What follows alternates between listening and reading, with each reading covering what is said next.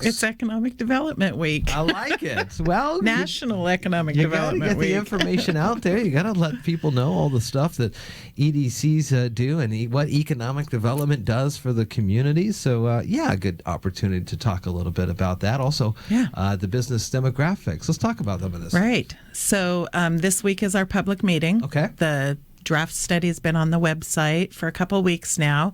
Hopefully people are taking a look at it and, getting their questions.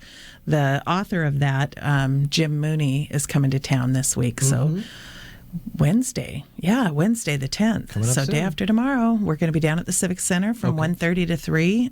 He'll be there to answer any questions people have and about how we did the study and all that. So I thought I'd talk a little bit about, so as we were building this, a lot of people kept asking us, what is economic development and why are studies like this important? And so this morning, I was trying to go back to my school days.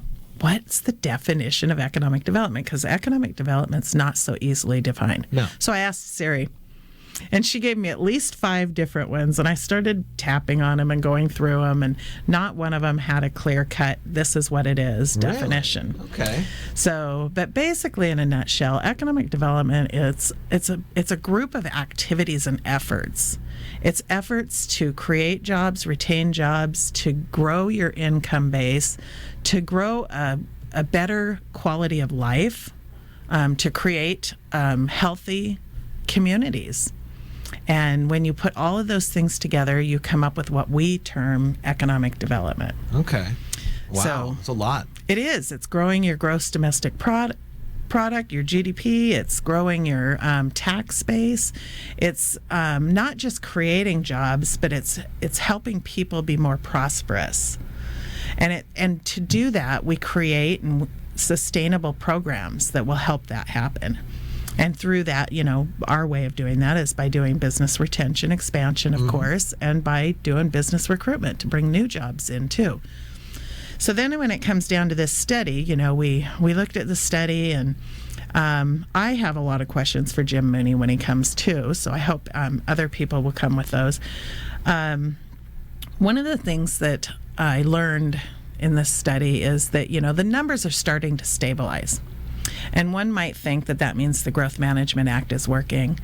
I looked at this and I kept thinking, is it really, though? Because what in my mind is going on is the businesses that are out in the outside of the UGA, the urban growth area, that are there, they're not able to expand and they're not able to prosper out there. So what's happening is they're either closing because they're stifled and they can't keep going, or they're moving to other areas where they can grow. Sure.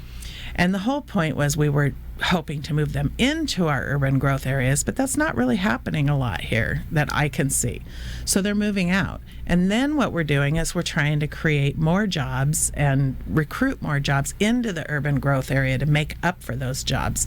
So where it appears that maybe they're starting to neutralize a little bit, one has to ask, is this really the way that we wanted to do it? Yeah. Did we want to not support those businesses that didn't happen to be created inside what we designate an urban growth area? It seems like it's like much of anything, a little preemptive, preemptive maintenance goes a long way to helping. Right. If you were to expand some of those boundaries, perhaps, or give those businesses the opportunities to move into more closer local areas. And we still have businesses that are opening outside of the urban growth areas. And, if they fall under the cottage industry terminology, then they're opening their businesses. I try to caution when I know about them, when I just happen to find out about them, I try to caution them a little bit and say, well, look forward. What are your plans? Where do you think you're going to be in 10, 15 years? Because if you're thinking you're going to be a certain size and growing, you probably aren't going to be able to do it there. So either know that, go into it knowing that you're going to have the money to move, or plan for it right now, maybe a different location. Wow. So that's got to be tough to think that far ahead with some big dollars. It's very tough. I mean, when you're starting a new business, you're talking everything that goes into starting your business is very complicated anyway. Yeah. Some people think that all you have to do is go get a business license and make this great product. There's a lot more to it than that. You need to have a good solid business plan. You need to know where the financiers are coming from. You need to not be relying on the income from that right away. You need to have some kind of a buffer to get you through. And what happens when maybe it's a bad season or something else happens? Are you planning for natural disasters? What if we have a natural disaster and people aren't able to buy your product? Wow. So Lots of things to think about.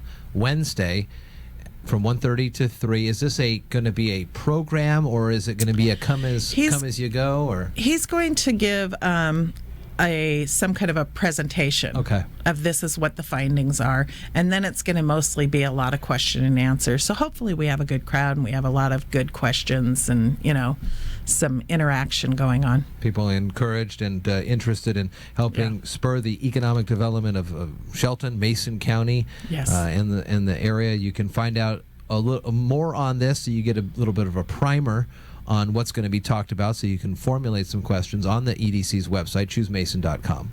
Right. Also, then you can head to the Civic Center, you said 1:30 on Wednesday. Right.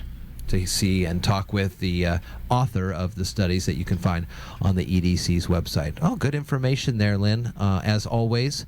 And tough decisions that business owners may have to make, but with some good information from the EDC may make it a little easier. I hope. That's what we're hoping for. Good to talk with you. You too.